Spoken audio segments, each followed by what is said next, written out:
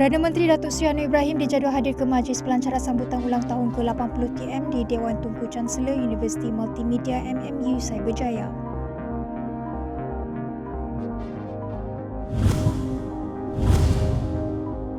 Menteri Komunikasi yang juga jurucakap kerajaan Datuk Seri Fahmi Fadil akan mengadakan sidang media mingguan pada petang Rabu.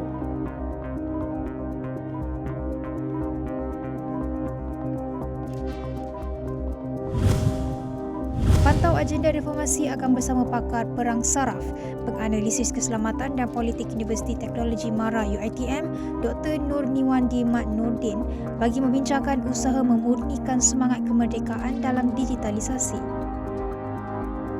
Ikuti tumpuan kami dan banyak lagi di saluran 501 dan semua platform media sosial Astro Awani.